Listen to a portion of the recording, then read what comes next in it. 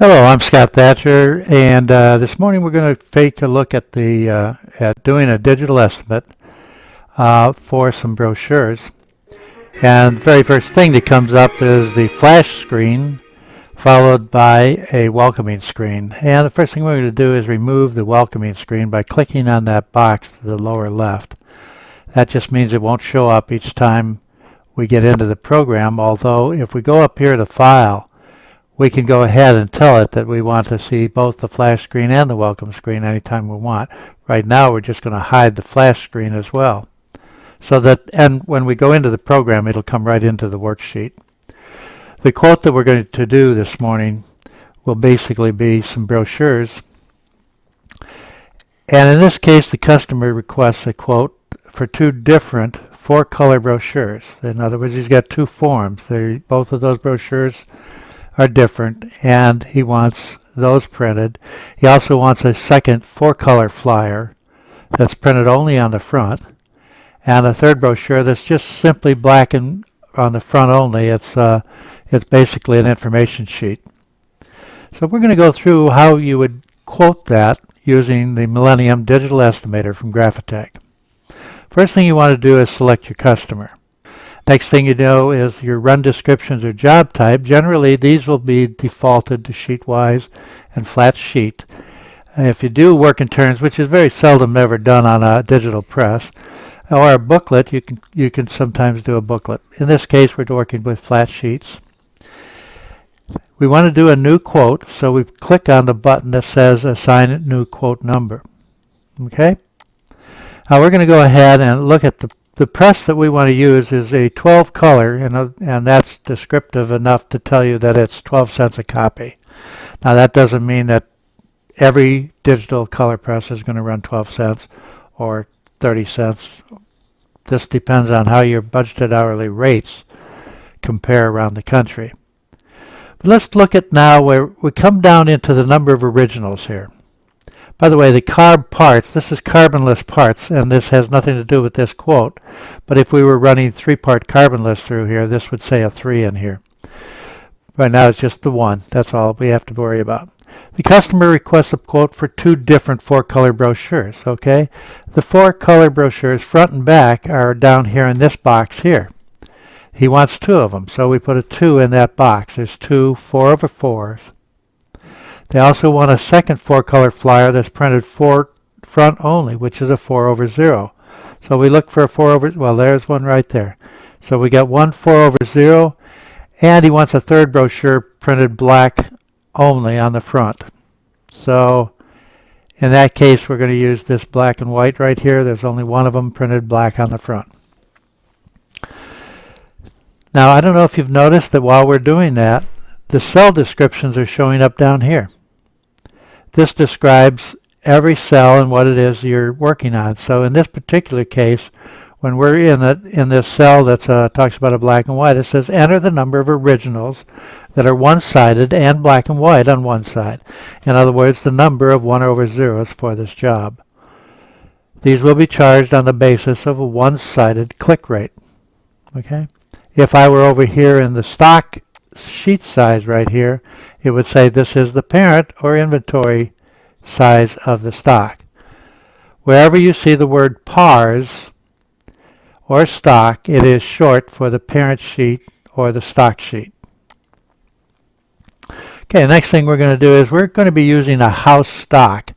In other words, if we chose, this has already been defaulted to the second stock, and it's an 8.5 by 11. There's not too much on hand. We have to order this directly. But the stock size is 8.5 11. The press sheet that we're using is 8.5 11, and the finish sheet is 8.5 11. If this were a special, for example, let's say that they wanted this in an enamel. This is a 17.5 22.5 sheet. If the press sheet we were using, we could go and use an 11/17. Then we get 2 11/17s cut out of this stock, which is the 2 out.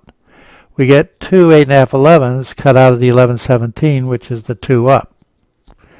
For right now, however, we're going to use a stock that, and we'll get back to this at some future quotations. So it went ahead and replaced the stocks that we had in there. Okay.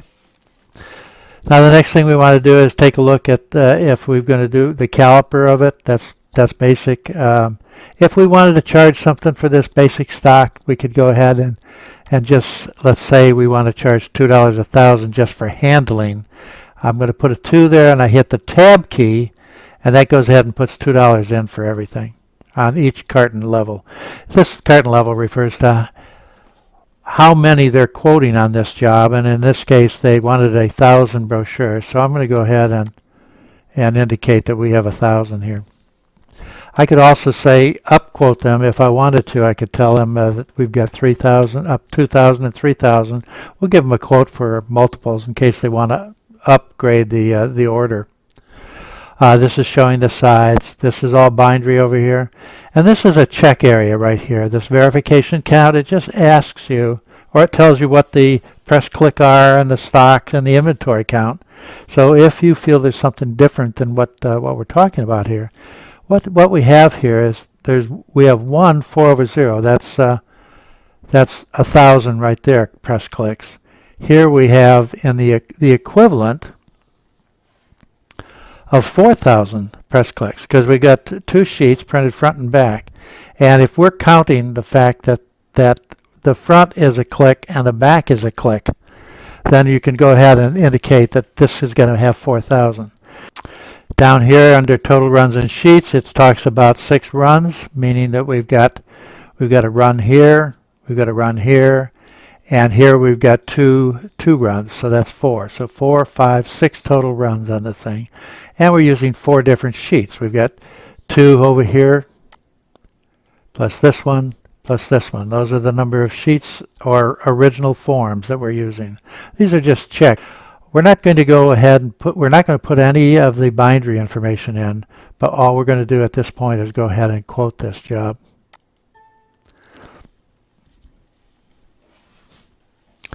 The price on this job comes out to be $620. There is no markup, although we could come in here and put a markup on this right here of 30%, which is a standard markup, by the way, and requote it, and this tells us then what our pricing would be based on the retail selling price, which is 30% above our cost. And to look at how this does, the cost for the simplex color right here, which is basically the 4/0, is $120. That's 12 cents a copy times 1,000 would be $12 or $120. The cost for the duplexed color is $480 because we're charging the same amount to print the back as the front, and we've got 2 of them that we're printing. We've got 2 brochures that we're printing. So the fact that the one side is $120, 2 side would be $240, and the fact that we have 2 of those 2-sided would be $480. The cost for the simplex black and white, which is this one right here, let me go ahead and requote that, was $12. Okay, because what happens there is we're using the 10% value for black and white. We're saying that black and white is only 10% of what color is. In other words, 1.2 cents per copy. And it's easy enough to see that for 1,000 it would be $12 and 24 and then 36. If we come on further down onto this scrolling page, we'll see the stock cost is $8 here. And why? Because we had 4,000 sheets of stock that we're using. And at $2 a thousand, that's $8. It's going to take us 48 minutes based on the fact that our press runs at about 5,000 sheets an hour.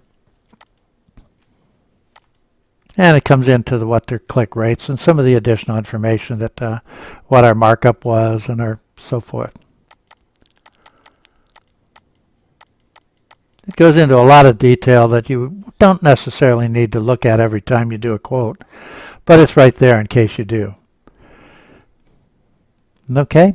Now, if the customer says, "Well, that's great. I want to go ahead and do that. Would you go ahead and create a job for me on that?" All you have to do then is this has automatically been saved, by the way, as soon as we quote it. If we want to turn this into a job, then we say, okay, this is a new job. We click that.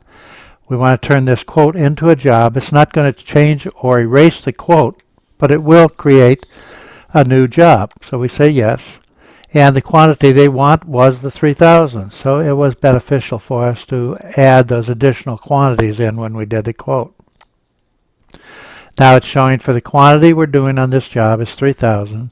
We requote it, and that's this red icon button right in the middle of all these groups of icons.